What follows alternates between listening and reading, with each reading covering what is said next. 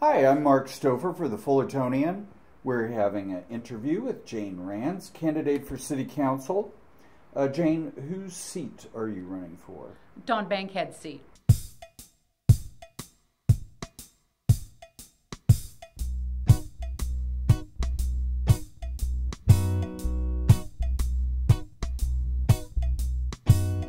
Don Bankhead's seat. So you're hoping that he's out of there at this. And it will be tough. He has been recalled before in 1994, and he was reelected. And in the last election, he was the top vote getter of all the council candidates. Wow. Yeah. So that's a big mountain to get past for you, a big mountain to climb. And because it's a recall election, it's 50% plus one to have him recalled, and then it's not as many votes just to be seated. It's just the top vote getter within the candidates. So it's going to take more votes to get him out of there than it would take to get one of us elected. So that's a big sell. What is your agenda?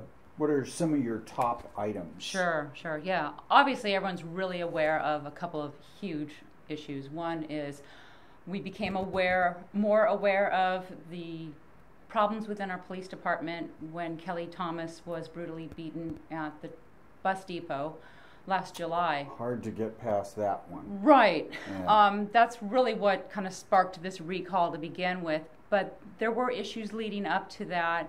I do feel pretty good with our current interim chief of police, Dan Hughes. It sounded like he had been working on some reforms kind of where he could, as he could, under Sellers. And it's kind of good that he's been able to rise to the top. I trust that if we work closely with our police as council members and as people in the community with some good oversight from the public, that we can reform the police department and resolve some of these issues. Let's hope so. Right. Because there's been a few of them. But of course, Kelly Thomas is the most outstanding example, of someone dead because of the... And it makes me think of, a lot of people think about the Rodney King case. They want to compare it to that whole situation. And we're in an anniversary mark from the riots in LA that culminated from the results of, or the lack of results from the trial of the police in the Rodney King issue. One of the things that's very notable is that people are talking about how the Rodney King case made a difference in the LA Police Department. It caused reforms to occur. And that's what's happening here. Sure. But it makes us wonder why we didn't learn from that before. Yeah, 20 years ago, and now. We didn't seem to know about the problem with the corruption with the police. I myself thought the police department was great. I've had some interaction with them. But that's sort of the complaint that I think a lot of people have, is that certain populations may not have bad interactions with the police, and certain populations traditionally, as was shown in that article by the OC Weekly, traditionally the neighborhoods that are south of the tracks here. Right. This is a good, 80-year history of sort of those populations being treated differently. And I'm well aware of the benefits that I receive being a homeowner or being an educated white person. You have to say it. With connections in the town, people know you. Sometimes I think everyone I know is, sometimes I think being a squeaky wheel makes you a little safer because they know you're going to squeak. They don't like that squeaking. But you were asking me about the issues that I'm running on. Yes. And another huge issue that everyone's been talking about is the water issue. How are we going to fund our water infrastructure? Yes. That's been neglected for 20 years. And I have to point out, I'm running for Bankhead's seat. Bankhead's been there the whole time. Our water system has been deteriorating. Yeah. The pipes need replacing. The wells need reworking. Our reservoirs need... It's everything. It's not just the delivery or, the pipes in the ground. Even if that gets resolved now, when I'm in office, I'm still going to have to deal with how are we going to replace those pipes? What's the best way to finance it? They're proposing bonds, which doubles the cost. It doubles the cost of any kind of capital improvements. So the total cost to the city afterwards. To the city, us, yes, the city. Yeah. Right. Yeah, there's a lot of work to be done. Absolutely. So police corruption and the water corruption and degradation of the system. Any other items? I notice you're a bicyclist. I'm all for cycling because it's healthy. We have perfect weather for it. Oh, we got great weather. And it makes you feel like a kid when you're riding. It does. But it's a really good way to explore your community. So when you're in a car, you're kind of cocooned. Yeah. You don't really get in touch. You can't wave to all your neighbors.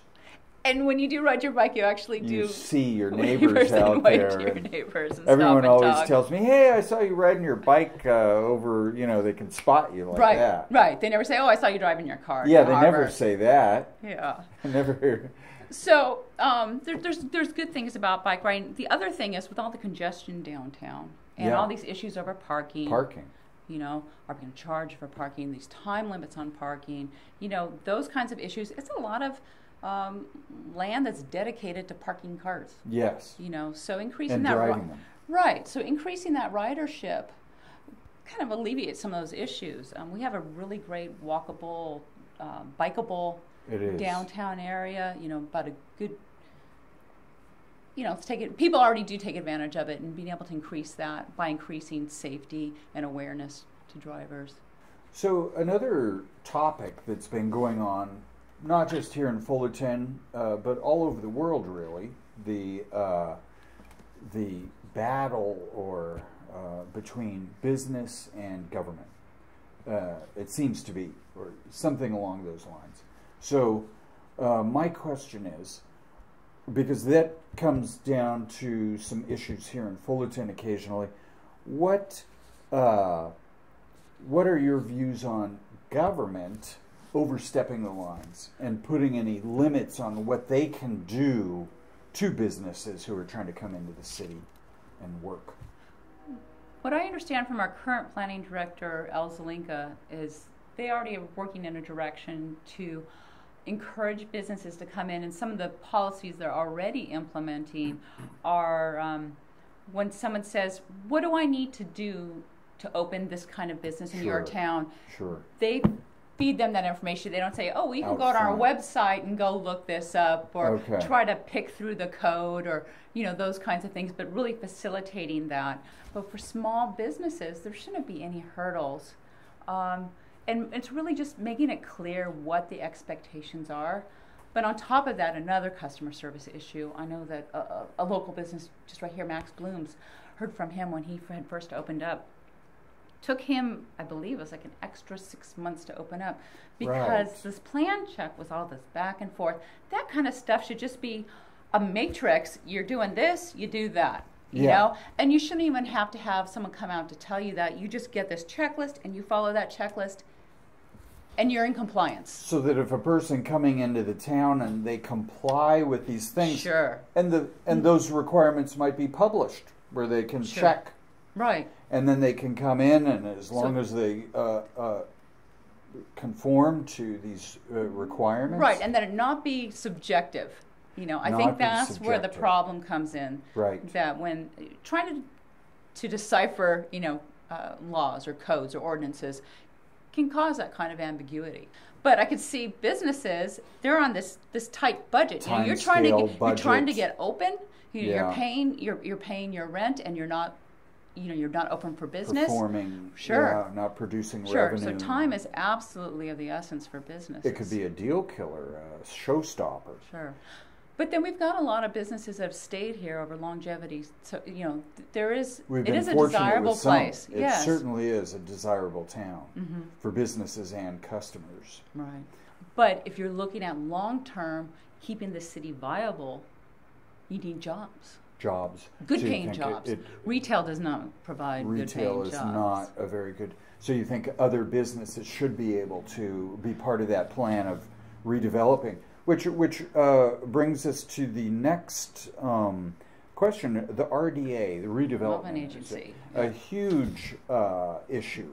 a huge boondoggle as far as I'm concerned. Boondoggle. Misused in this town. We had an opportunity to build affordable housing, workforce housing, that's the politically correct term to use. Sure. But anyone who's poor is going to be a working class person, so yes, it's workforce housing. Yeah. And what we ended up doing with that 20% set aside was tearing down what was just by default affordable housing. It was rental units that families lived in, displacing those families and putting in affordable housing at a different echelon.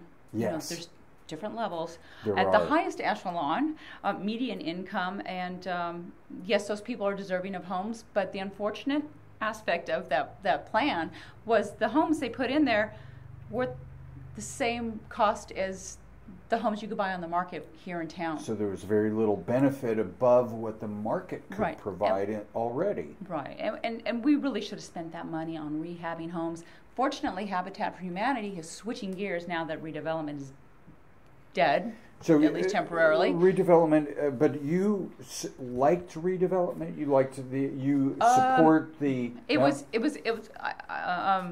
was being misused, and other ways it was being misused. Say the other 80%, was that a large part of it went to building things we didn't need. Uh-huh. You can look on the other side of Commonwealth there, that giant iron monstrosity. It says Soka Walk in the middle of a parking lot on someone's private property. Turns out Walt Johnson owns that property. Everyone thought it was city property because they put all these improvements in there. Yeah. So we get very little bang for that buck. What people would have liked to have seen is maybe move that improvement out onto that street on Commonwealth and make the street a little nicer.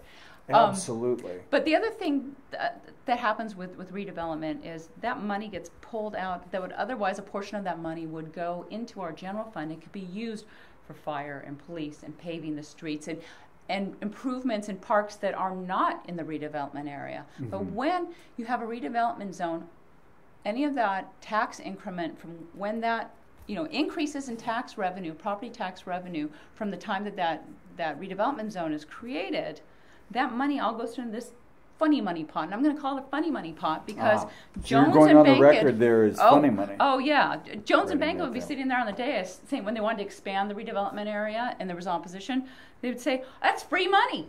Free money. Sorry. For them. Because it becomes part of their little fiefdom. Well, and going on and the odd thing, right? You too. Yeah.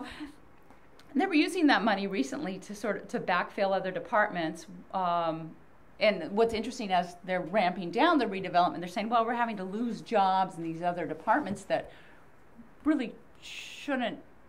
The only role they should have been filling was redevelopment needs. But they were doing other things. Apparently they were, for losing other services when that money's gone. I'm not surprised, because extra money floating around a city hall often tends to go into the wrong things. I have one other question back to public use of private funds and vice versa.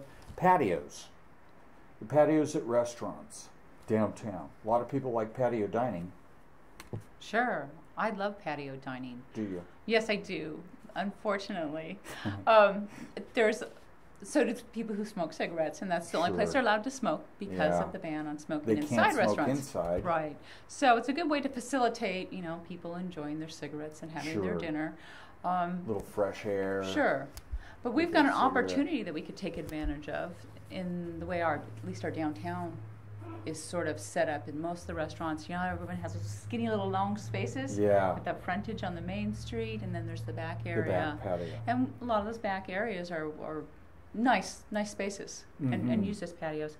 I would like to see a policy where we have a smoking area and a non-smoking, particularly on the front walkways on the main streets, because as you're walking down the boulevard, you get hit by smoke, even if you're not sitting and dining at that restaurant.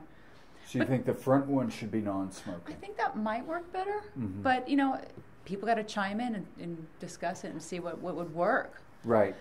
Because there's probably ones that we haven't thought of, patio areas. We're thinking of our own favorite restaurants, but we want to know what other people think about their favorite patios. But one of the issues that's really been brought up recently about the patio space is how much it should cost the restaurant per square foot for that space.